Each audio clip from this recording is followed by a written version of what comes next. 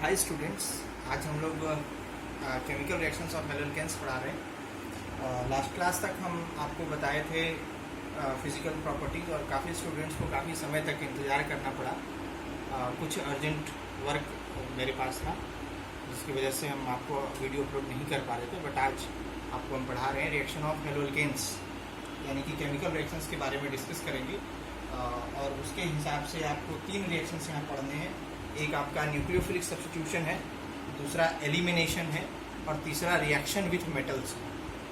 सबसे पहला आप देखें, first one is nucleophilic substitution.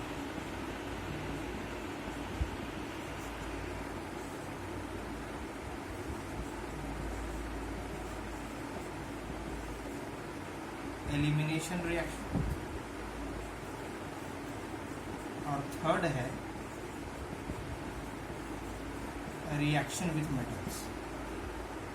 तो ये 3 आपको केमिकल रिएक्शंस जो है वो आपको पढ़ने को मिलेंगे। फर्स्ट वन हम लोग बात कर लेते हैं, बड़ा ही इम्पोर्टेंट रिएक्शन है न्यूक्लियोफिलिक सब्स्टिट्यूशन रिएक्शन। देखो बच्चों, सब्स्टिट्यूशन रिएक्शन जो होता है वो मेनली 3 टाइप्स के होते हैं। कितने बोला? 3 टाइप्स के होते हैं सब्स्टिट्यूशन।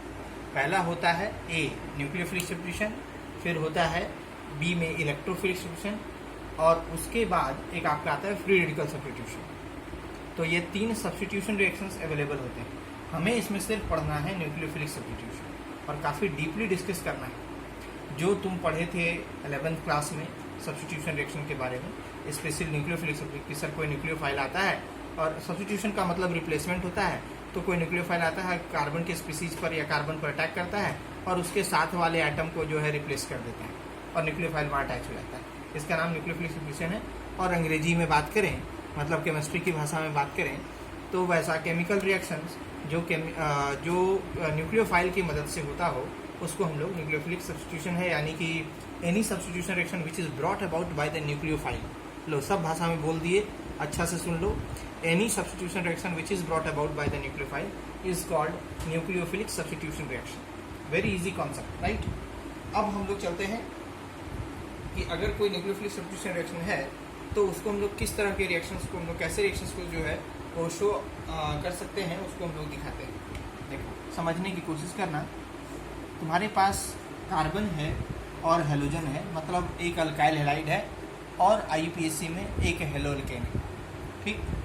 अब यहाँ पर हम क्या कर रहे हैं, एक न्यूक्लियोफाइल NU, और न्यूक्लियोफाइल जनरली या तो नेगेटिवली चार्ज होता है या तो फिर न्यूट्रल होता है। तो हम लोग एक नेगेटिवली चार्ज न्यूक्लियोफाइल ले रहे हैं और एक अल्काइल हैलाइड ले रहे हैं, यानी हेलोअल्केन ले रहे हैं। अब इलेक्ट्रोनेगेटिविटी डिफरेंस के बेसिस पर, ध्यान से सुनो, इलेक्ट्रोनेगेटिविटी डिफरेंस के बेसिस पर halogen is more electronegative as compare to carbon. सही बात है? यस।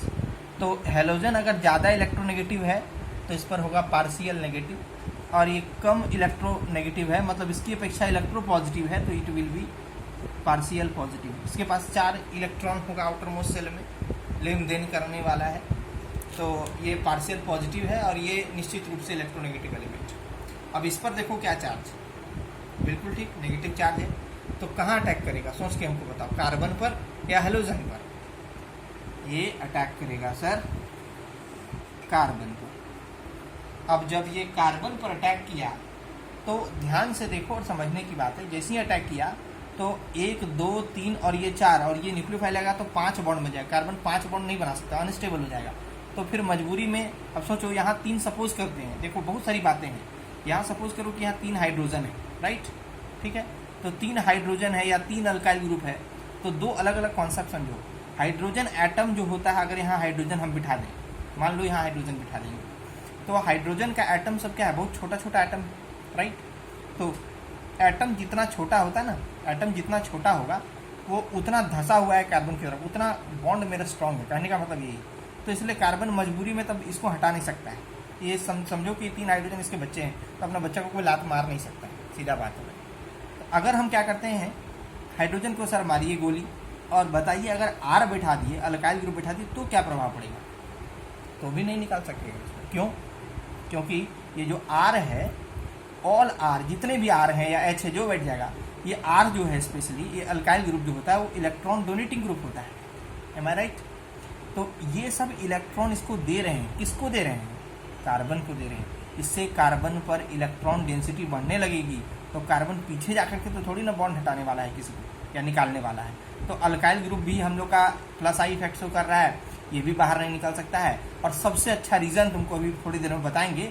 यहाँ एक चीज़ पढ़ोगे, घटना पढ़ोगे, उसका नाम है स्टेरिक हिंडरेंस, राइट। जितना ज़्यादा number of alkyl group present होता है कार्बन पर, स्टेरिक हिंडरेंस उतना ज़्यादा होता है। यानी कि जो आपका स्टेरिक हिंडरेंस होने का, हिंडरेंस का मतलब छुपना या छुपाना होता है, तो असल में छुपाया जा रहा होता है, इस कार्बन को बचाया जा रहा होता है इस अल्काइल ग्रुप की मदद से। अब बताएंगे आपको थोड़ी देर में कैसा कॉन्सेप्ट होता है ये। तो यहाँ से अब आप किसको बाहर निकालोगे? हैलोजन को, और कार्बन के साथ NU का जो है प्रोडक्ट आ जाएगा, और प्लस X माइनस, जिसको आप एक लीविंग ग्रुप के नाम से जानेंगे। It is called as leaving group. I hope so कि आप बहुत अच्छे से इसको समझ पाए हैं। क्या चीज़ हुआ है सर इसमें? तो एक सब्स्टिट्यूशन रिएक्शन हुआ है अल्काइल लाइड में, जिसमें न्यूक्लियोफाइल की मदद से हुआ है। न्यूक्लियोफाइल अटैक कर रहा है कार्बन पर, और उसके बाद हैलोजन को यहाँ से बाहर निकाल रहा है। कार्बन न्यूक्लियोफाइल का एक प्रोडक्ट बन रहा है, और हैलाइड आयन एक लिविंग ग्रुप के रूप में बाहर निकल गया है, राइट। अब आते हैं नेक्स्ट टॉपिक। वीडियो पॉज करते जाना, इन सब को लिखते हुए चल जाना बच्चों, नहीं तो फिर दिक्कत होगी।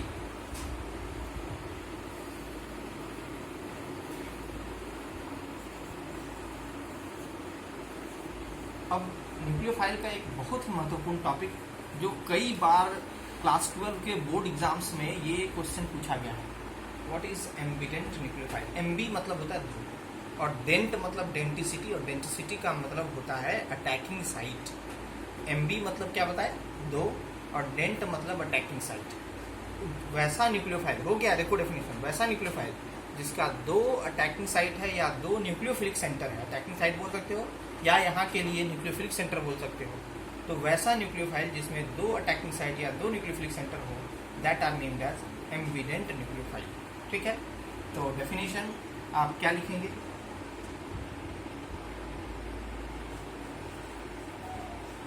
चलिए मैं लिख देता हूँ, these are the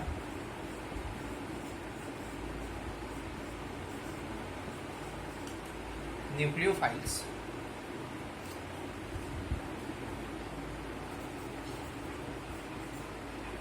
which possess two nucleophilic centers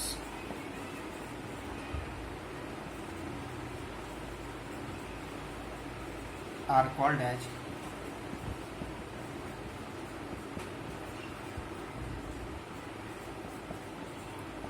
ambient nucleophiles. हो गया क्लियर? ठीक। अब इसका कुछ एग्जाम्पल सोचते हैं, कौन कौन सा ऐसा ग्रुप अवेलेबल हो सकता है जो एम्बिडेंट न्यूक्लियोफाइल का सबसे बेस्ट उदाहरण बन सकता है। देखो, पहला एग्जाम्पल है C triple bond M। Carbon nitrogen के बीच 3 बॉन्ड बनता है, सबको पता है। और अगर ऐसा है और कार्बन पर यहाँ CN माइनस एक न्यूक्लियोफाइल है ना, तो माइनस यहाँ लगा रहे हैं। यहाँ पर माइनस चार्ज एक्चुअली किस पर अवेलेबल है? यस, कार्बन पर अवेलेबल। अब कभी ऐसा भी हो सकता है कि अगर सपोज करो, हम लोग जानते हैं इलेक्ट्रोनेगेटिविटी में nitrogen is more electronegative, series में हम लोग पढ़े हैं ना कि more electronegative is nitrogen is more electronegative as compare to carbon. तो अगर मान लो कि ये दोनों का दोनों इलेक्ट्रॉन नाइट्रोजन अपनी तरफ शिफ्ट करे, तब नेगेटिव चार्ज किसकी तरफ शिफ्ट हो जाएगा? तुम ही लोग बताओ। बिल्कुल किसकी तरफ चला जाएगा? नाइट्रोजन की तरफ। यहाँ कितना बॉन्ड बचेगा? 2, और इस पर नेगेटिव चार्ज आ जाएगा। आएगा कि नहीं आएगा? है ना। तो इसके पास, अब आपके पास में कार्बन 4 बॉन्ड बनाता था, 2 इलेक्ट्रॉन इसका बचा हुआ है, और यहाँ पर एक बार नेगेटिव चार्ज किस में देखे आप? कार्बन पर। और अब की बार नेगेटिव चार्ज किस में देख रहे हैं आप? नाइट्रोजन पर। तो सर ये जो 2 एग्जाम्पल है ना, सॉरी ये एक जो एग्जाम्पल हो गया, तो यहाँ पर 2 न्यूक्लियोफिलिक सेंटर है। 1 nucleophilic centre is carbon, other nucleophilic centre is nitrogen, but the ligand is same और the nucleophile is same, that is called ambident nucleophile. पहला एग्जाम्पल हुआ।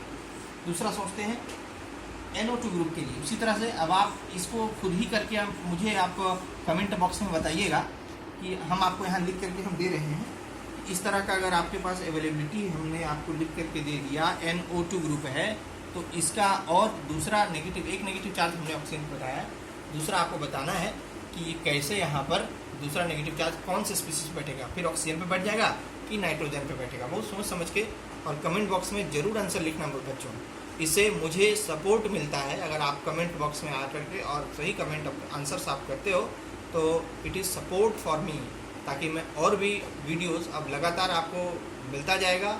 आप जितना मेहनत करेंगे उतना आपके लिए अच्छा है, मेरे लिए भी अच्छा है, मुझे सपोर्ट मिलेगा, पूरे इंडिया का सपोर्ट मिलेगा, ऑल ओवर वर्ल्ड का सपोर्ट मिल सकता है अगर आप अच्छा पढ़ेंगे।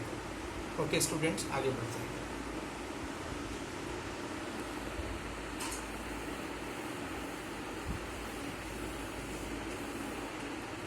तो ये कॉन्सेप्ट हो गया आपका एम्बिडेंट न्यूक्लियोफाइल्स। आइए अब हम लोग चलते हैं इसके mechanism.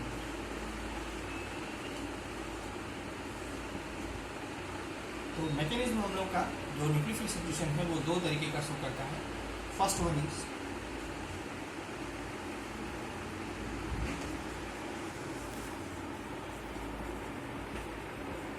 Nucleophilic substitution bye molecular SN2H। इसके बारे में जानते हैं, नाम से ही समझ में आया। S फॉर हुआ सब्स्टिट्यूशन, N फॉर हुआ न्यूक्लियोफिलिक और 2 मतलब हो गया बाय मॉलिक्यूलर। ठीक, यानी कि दो मॉलिक्यूल के बीच में सब्स्टिट्यूशन रिएक्शन होगा। किसकी वजह से, किसके द्वारा, न्यूक्लियोफाइल के द्वारा हो गया, उसका नाम हो गया न्यूक्लियोफिलिक सब्स्टिट्यूशन रिएक्शन। देखो ये लैंग्वेजेस आप जो है NCERT फॉलो करेंगे तो बहुत क्लियर आपको NCERT भी लिख करके देता है, और मैं यहाँ आपको जो आज ट्रिक्स के माध्यम से जो भी पढ़ाता हूँ वो आप कोशिश करो, उसको फॉलो अप करने की कोशिश करो। कोशिश करना कि जो हम ट्रिक से आपको बताएंगे, जो भी चीज़ आपको सिखाएंगे, उसको एक लैंग्वेज खुद से अपनी भाषा से बनाओ, और हो सके तो अपनी कॉपी को जो है शो कर सकते हो, मुझे दिखा सकते हो कि हाँ इसी ट्रिक के माध्यम से हमने लैंग्वेज को डेवलप किया है, तो आपको अलग से फिर बुक्स पढ़ने की ज़रूरत नहीं पड़ेगी। आइए देखते हैं ये कैसा कॉन्सेप्ट है। तो न्यूक्लियोफिलिक सब्स्टिट्यूशन रिएक्शन जो है, बायमॉलिक्यूलर रिएक्शन जो है, वो किस तरह का होगा।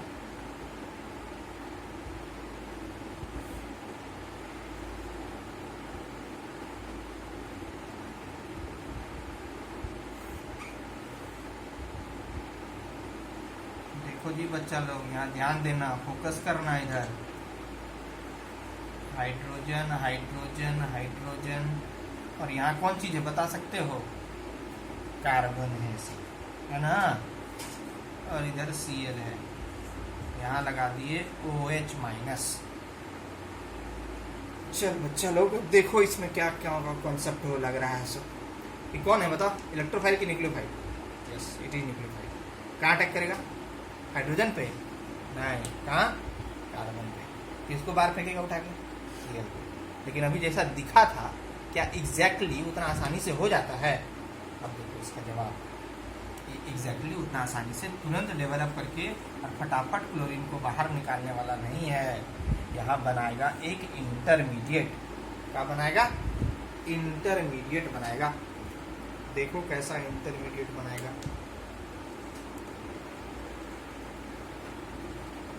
देखो अच्छे से ध्यान देना कैसा इंटरमीडिएट ये डेवलप कर रहे हैं।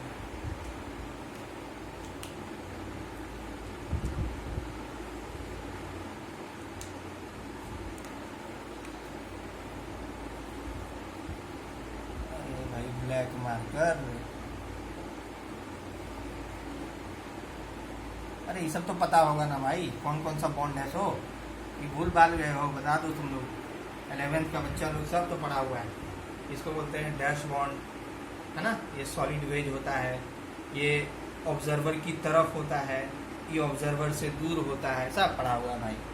क्या ये सब बताते रहते हैं, नहीं सर, फालतू फालतू चीज।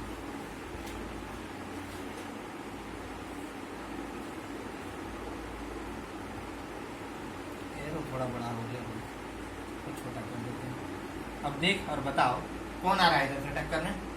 हाँ OH आ रहा है। इधर से किसको जाना है, Cl को जाना है। इधर कौन कौन है, एच एच एच।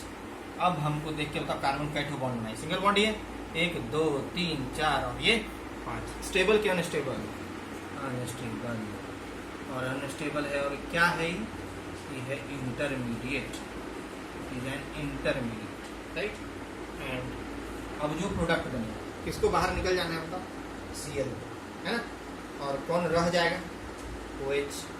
जानते हो कैसा प्रोडक्ट दिखेगा, देखना है हाँ कैसा दिखता।